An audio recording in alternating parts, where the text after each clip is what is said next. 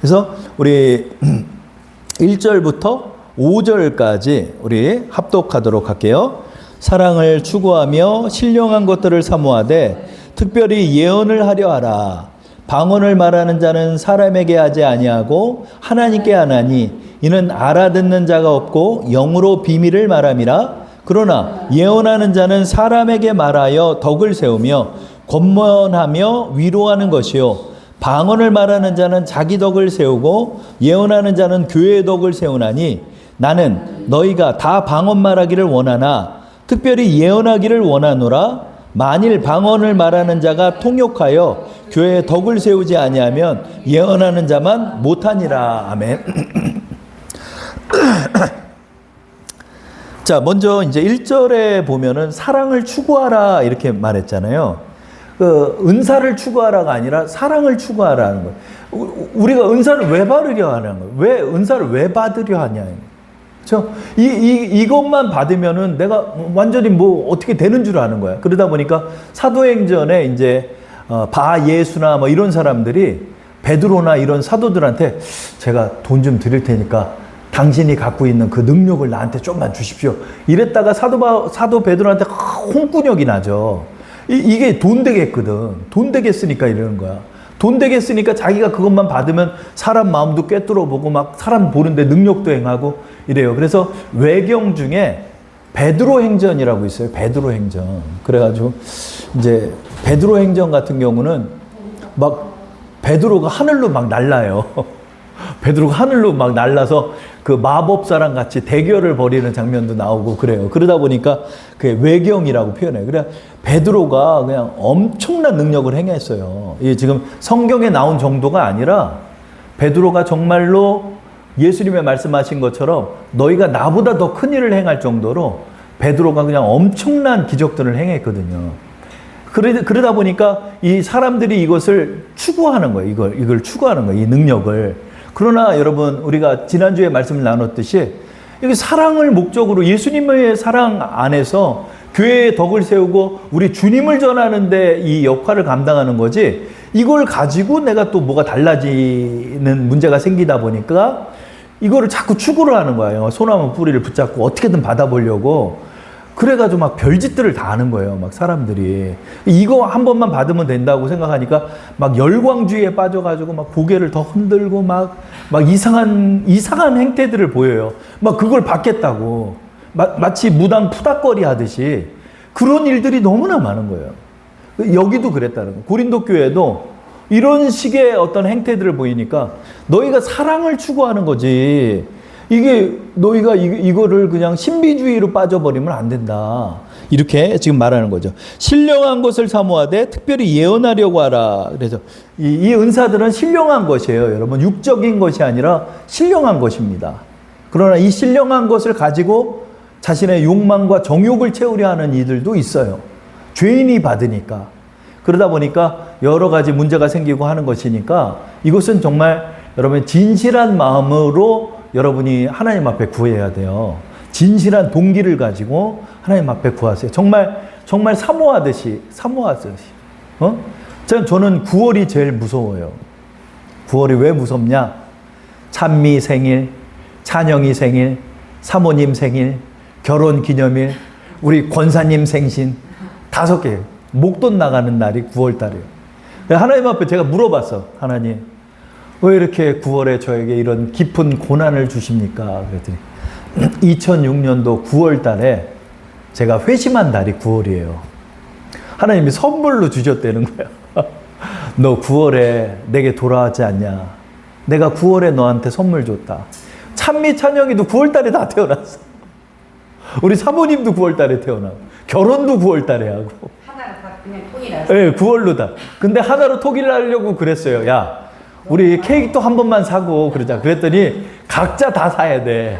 각자 다 사요. 찬미 생일 따로, 찬영이 생일 따로, 사모님 생일 따로, 결혼 생일 따로 해야 돼. 그래가지고 하나님 앞에 다 기도해요. 하나님, 이번 주에는 결혼 기념일부터 시작이죠. 이렇게 기도하면 하나님께서 또 길을 열어주시오.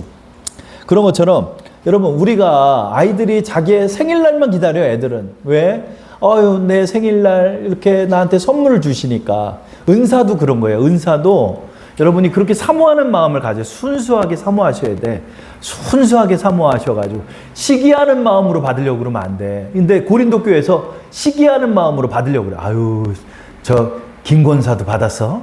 아유, 나 박권사도 나도 뭐 능력 받아야지. 나 예언도 해야지. 막 이렇게 서로 시기하는 거야. 시기. 하나님이 시기를 허용한 건 딱 하나밖에 없어요. 전도를 시기함으로 해도 된대요. 전도는. 그런데 다른 모든 것은 시기함으로 하면 안 돼. 왜? 순수한 마음으로 해야 돼. 이거 갖다가 잘못 쓸 수가 있으니까. 그래서 1절에 뭐라고요? 너희가 사랑을 추구하고 은사를 사모해라. 특별히 예언을 하려고 해라. 이렇게 이제 말씀하죠.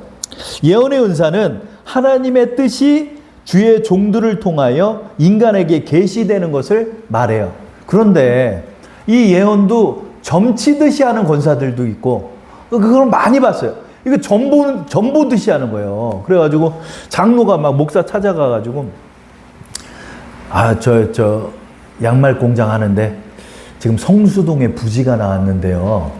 그 성수동 쪽에다 공장을 차릴까요? 아니면 저 마포구 쪽에다 차릴까요? 그랬더니 딱 하더니 막 필사의 은사도 있대. 그래가지고 이렇게 일필휘지로 막 써. 성수동. 그럼 헌금 봉투 내려놓고 가는 거야. 그런 짓들을 한다니까. 여러분, 이 예언은 점치는 게 아니에요. 예언 점치는 거 아니에요. 그래가지고 이 가정재단을 쌓아가지고 전보로 오는 거야. 전보로 김권사, 박권사가 오는 거야. 예언은 점치는 게 아니라 하나님의 뜻을 전하는 거예요. 그래서 우리 조윤기 목사님도 가끔 방언 통역을 통하여 예언을 단위에서 하실 때가 있는데, 사실 예언 들을 게 없어. 왜 그러면 사랑하는 자여 내 영혼이 잘된 같이 범사가 잘되기를 원하노라. 처음에 저는 그 말씀을 듣고 아니 저게 무슨 예언이야, 말씀이지, 그렇게 생각했어요. 근데 하나님의 뜻을 전한다는 게 다 말씀 안에 포함되어 있어. 그러다 보니까 하나님의 뜻을 이렇게 예언으로 전하는 게 이런 내용들이 많아요. 너는 겸손하여라, 이렇게. 너는 하나님의 은사를 사모하되 사랑하는 마음의 동기를 가져라. 이렇게 하나님의 뜻을 이렇게 전해주지, 성수동으로 가면 귀인을 만나고 뭐 어디 땅을 사면 2배로 오르고 큰일 나요. 그렇게 하면 안 되는 거예요. 예언은 그런 뜻이 아니야.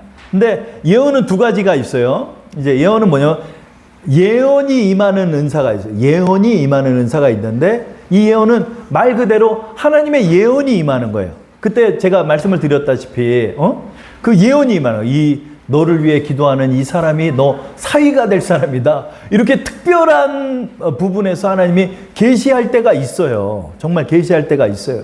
주의 종으로 부르실 때도 그럴 때가 있어요. 주의 종으로 부르실 때도 이렇게 아주 중요한 어떤 시점 속에서 하나님의 뜻을 직언할 수는 있어요. 그러나 모든 게 다 직언은 아니야. 너 어디를 가면 뭐가 어떻게 되고 이렇게의 내용은 아니고 하나님의 뜻을 전하는 거야. 하나님의 마음을 전하고 영적이고 우리의 신앙적인 측면에서 하나님 말씀을 전해주고, 방언 통변 가운데 예언이 임할 수가 있어요. 그래서 방언 통변은 주로 밑에서 하나님 앞에 올려지는 기도가 있어요. 근데 그건 나도 몰라. 그러나 이게 영으로서 하나님 앞에 기도하는 방언의 내용이 있고요. 그 다음에 위로부터 내려오는 통변이 있어요. 그것은 이제 하나님의 뜻이 전해지는데, 그러다 보니까 이것이 예언이 될 수가 있어. 그래서 방언 통변이 예언이 될 수도 있고, 그 다음에 자체적으로 예언의 은사가 임할 수도 있고, 이렇게 되는 거예요. 이것을 이제 뭉뚱 같이 포함해서 예언이다 말씀하는 거예요. 자꾸 돌아다니지 말고. 자, 그래서 이제 예언을 사모하라. 그런데 여기서 예언을 할 때는 이제 이렇게 돼요. 주로 저 청년부 때 이 은사가 임했었어요. 은사가 임했는데 막 신기한 일들이 되게 많아. 은사가 임했는데 영어로 방언이 임했어. 얘가 영어로 임했는데 안방에서 오빠가 기도하고 작은 방에서 여동생이 기도를 하는데, 기도를 하다가 자꾸 기도에 그레이라는 표현이 나온다는 거예요. 그랬더니 니네 오빠가 지금 우울하다 막 이랬다는 거야. 그래가지고 오빠를 가서 위로를 했는데 오빠가 너무 우울해가지고 하나님 앞에 그 기도를 하고 있었다는 거예요. 그랬더니 하나님께서 말씀해 줘가지고 같이 기도를 돕고 중보 기도를 했다는 그런 간증을 제가 들었는데, 막 은사가 임하다 보니까 막 이렇게 됐는데, 자매 2명이 이제 방언 통변의 은사가 임했어. 그래가지고 방언으로 기도를 하는데, 기도를 하면 얘네 둘이 딱 서가지고 이제 장난하지 말고 장난하지 말고 가만히 있고 뒤에서 그림 좀 그리고, 자 그렇게 해서 이제 방언 통변을 하는 거예요. 그래서 하나님의 뜻 안에서 이렇게 이제 그 하나님의 뜻을 말씀을 전하는 거예요. 그래서 이제 방언으로 기도를 하면 방언으로 기도한 이후에 통변이 임하는 거예요. 근데 대부분 이제 그렇게 하죠.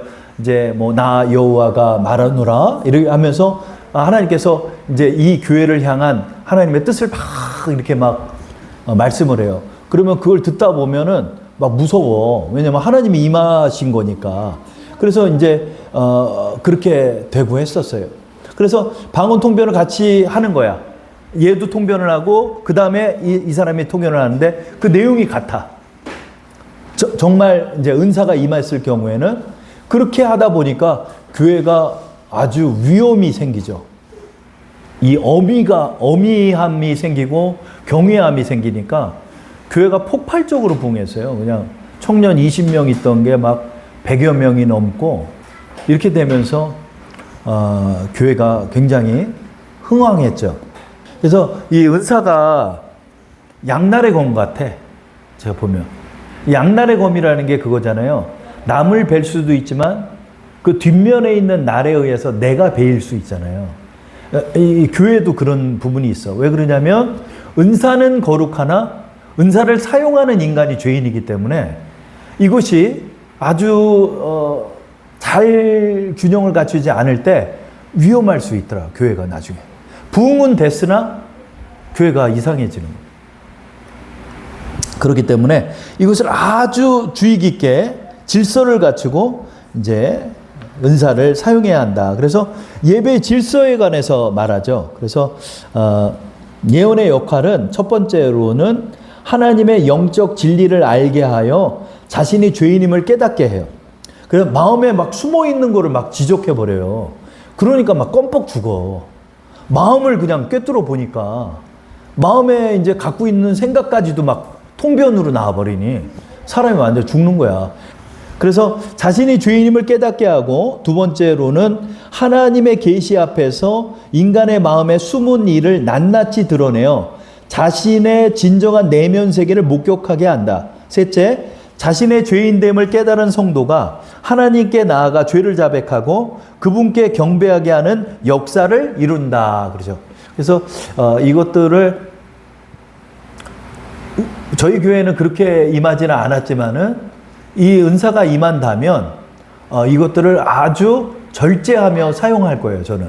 그리고 죄를 깨닫는 건 말씀 묵상을 통해서도 충분히 깨달아요.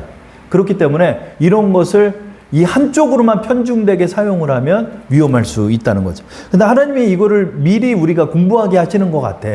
은사를 주시려고 그러는지 그건 난 모르겠지만 우리가 사모하면서 기도하고 이 내용들을 미리 예습하고 있는 겁니다. 그래서 이런 것이 있구나 하는 거를 여러분이 아시면 되는데, 사도 바울께서 14장에 이제 이거를 질서를 가지고 해라 이렇게 말씀하죠. 26절부터 30절까지 말씀을 읽어볼게요. 그런즉 형제들아 어찌할까?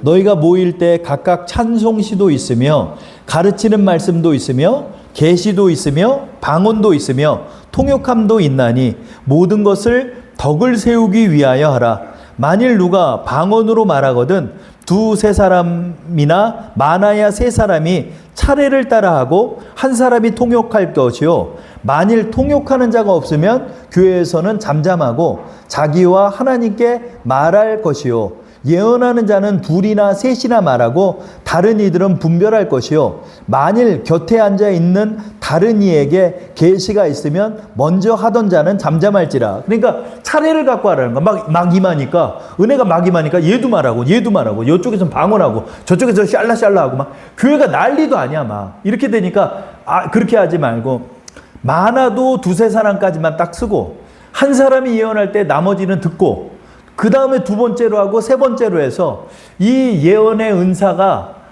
참인지 미혹된 것인지를 너희가 분별해 보라는 거야. 들어보라는 거야. 그래서 이제 어떨 때는 작은 방으로 가서 이 사람 예언의 방언통변하고 큰 방으로 가서 이 사람 방언통변해서 그 내용이 어떤지를 같이 들어서 파악하기도 해요. 그래서 이게 잘못 임할 수가 있어. 근데 이 예언이라는 것이 사실은 속에서 떠오르는 생각들이에요. 그런데 이것이 성령 가운데서 분별이 돼서 강력하게 임하는 것을 분별하는 거예요. 그래서 하나님의 뜻 가운데 임하는 그 생각을 입으로 표현하는 게 방언통변이에요. 그런데 이것들이 미혹될 수 있기 때문에 질서를 가지고 하되 목회자는 그 안에서 분별하는 거지. 어떤 건 틀리고요. 어떤 건 또 맞아요. 그래서 그러다 보니까 이런 것들을 잘 분별하고 서로 질서 있게 해서 이렇게 하되 흉내내지는 말라는 거예요. 흉내내지. 없으면 없는 대로 하나님의 은혜 안에서 우리가 걸어가면 되는데 마치 있는 것처럼 그렇게 하는 거예요. 그러다 보니까 이것이 이제 문제되는 것 중에 하나가 뭐냐면 안찰 같은 경우가 대부분 신유의 은사 쪽으로 해요. 그런데 예전에도 방 하나 빌려가지고 누구 집사란 사람이 신유의 은사가 임했다는 거야. 근데 항상 제가 계단으로 올라가면 무슨 소리가 들면 짝짝짝짝 소리가 나. 이 손바닥으로 때리는 거야 자꾸. 근데 성경 어디에도 안찰은 없어요. 우리나라만 있어. 그렇게 때려. 근데 그 때려서 왜 났냐고 그게. 때려서 왜 났냐고. 그러니까 이런 것들도 제가 볼 때는 그렇게까지 할 필요 있습니까? 그렇게까지 할 필요가 있냐 이거예요. 은사를 주시면 주셔서 감사하고 은사를 안 주신 가운데서도 그 교회에서 사용할 수 있는 것들이 있으니까 말씀 묵상을 하고 함께 기도에 전념하고 하나님의 뜻 안에서 순종해 나갈 때 그 교회가 더 빛나는 것처럼 우리가 그렇게 질서를 가지고 하고 하나님이 주시면 주신 대로 감사하는 거지. 그것이 아닌데 긴 것처럼 할 필요는 없다는 거죠. 예언이 임하지 않았는데 왜 자꾸 예언을 하냐고. 그리고 신유가 아닌데 왜 자꾸 신유를 흉내내냐고. 때리면 시원이라도 하잖아요. 그러니까 그러다 보니까 여러 가지 문제가 많았어요. 자, 34절에서 38절 말씀 우리 다 함께 읽어볼까요? 여자는 교회에서 잠잠하라. 그들에게는 말하는 것을 허락함이 없나니 율법에 이른 것과 같이 오직 복종할 것이요. 만일 무엇을 배우려거든 집에서 자기 남편에게 물을 지니 여자가 교회에서 말하는 것은 부끄러운 것이라. 하나님의 말씀이 너희로부터 난 것이냐 또는 너희에게만 임한 것이냐. 만일 누구든지 자기를 선지자나 혹은 신령한 자로 생각하거든 내가 너희에게 편지하는 이 글이 주의 명령인 줄 알라. 만일 누구든지 알지 못하면 그는 알지 못한 자니라. 아멘. 그렇죠? 그러니까 이제 이거를 이제 시대적으로 해석해서는 안 되죠. 그렇죠? 지금 어디 이거 무서워서 이거 전해? 나는 이 말씀 전하는 목사님 한 번도 본 적이 없어.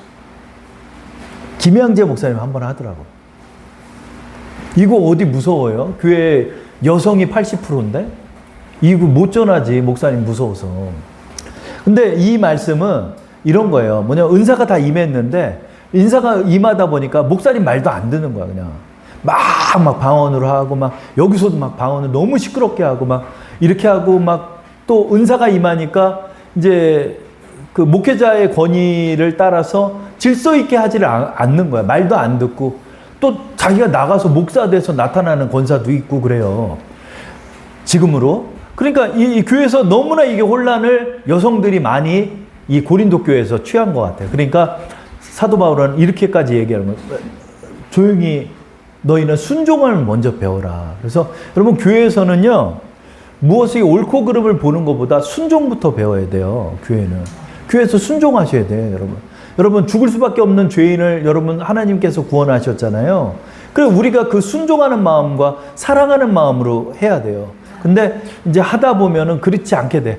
자꾸 이제 내 말을 하게 되고 내 뜻을 관철시키려 하게 되고 이러다 보니까 교회가 혼란이 있는 거예요. 그러니까 사도 바울이 뭐라고 그래요?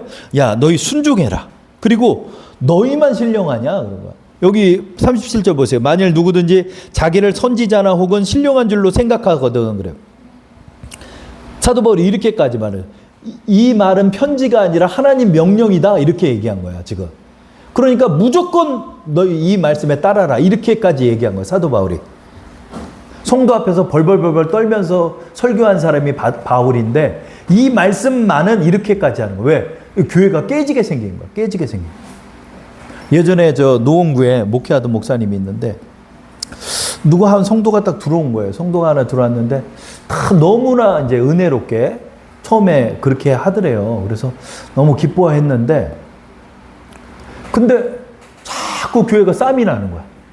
이분이 이쪽 가서 이 말하고 저쪽 가서 저 말하는 거야. 그러니까 이쪽 양쪽에서 막 싸우게 생긴 거야. 그러니까 목사님이 그런 얘기까지 하더라. 가만히 보니까 이게 교회가 깨지게 생겼다는 거야. 깨지게 생겼다. 그래서 이제 하나님 앞에 기도하면서 이 질서를 갖추는데 몇 개월이 걸렸다고 참 기도 많이 했다고 저한테 간증을 하더라고. 그러니까 여러분 이 교회가 지금 고린도 교회가 깨지게 생긴 거예요. 은사 때문에. 그러니까 사도 바울이 이렇게까지 지금 얘기를 하는 거야. 그렇죠? 그러니까 여러분 내가 주를 섬기는데 나는 이게 옳다라고 생각했는데 내 이 일이 주의 몸된 교회를 피값으로 사신 주의 교회를 내가 깨고 있는지도 모르는 거야. 그렇기 때문에 이거는 정말 두려워해야 돼. 제가 말씀드렸죠. 싸울 일이 있으면 교회에서 싸우지 마라. 그 화가 당신에게 임하기 때문이라. 그냥 싸우지 마야 한다. 교회에서는 절대로 싸워서는 안 되고 주의 몸된 교회는 절대로 싸워서는 안 되고 절대로 싸워서는 안 돼. 그래서 사도 바울이 이렇게 말하는 거죠. 자, 39절 40절 말씀 읽어볼게요. 다 함께. 그런즉 내 형제들아 예언하기를 사모하며 방언 말하기를 금하지 말라. 모든 것을 품위 있게 하고 질서 있게 하라. 그렇죠? 여러분 품위 있게 하라. 품위 있는 방언이 있고 정신없는 방언도 있어. 왜? 남을 좀 생각 안 하고 하는 거야. 자기 혼자만 그냥. 물론 그렇게 할 수 있지만 품위 있게 서로의 균형을 유지하면서 그렇게 하고 그 다음에 방언을 금하지 말라. 금하지 말라. 근데 금하는 교회도 있어요. 근데 이건 잘못됐지. 왜? 성경 말씀에 금하지 말라고 그랬잖아요. 방언은 독려할 문제지 이걸 금지할 문제가 아니죠. 하나님이 선물로 줬는데 왜 내가 뺏거나 못하게 합니까? 그래서는 안 되는 거예요. 은혜의 길을 내가 막는 거예요. 그래서는 안 되죠. 사모하셔요. 여러분 은사를 사모하시고 그러나 항상 이 은사는 저를 한번 따라할게요. 은사는 교회의 덕을 세우는 것이다. 이거를 절대로 망각해서는 안 돼요. 그래서 항상 우리 공동체를 세워나가는 것이 우리의 지체들의 목적임을 잘 기억하시면서 여러분들이 하나님 내가 덕을 세우는 그런 역할을 하게 하시고 저에게도 이런 은사 주세요. 하나님 그 은사를 주셔서 교회를 세우는데 제가 사역에 나가겠습니다. 이렇게 하나님 앞에 기도하면서 꼭 올해 안에 여러분 큰 은사도 받으시고 또 은혜도 누리시는 우리 여러분 되기를 바랍니다.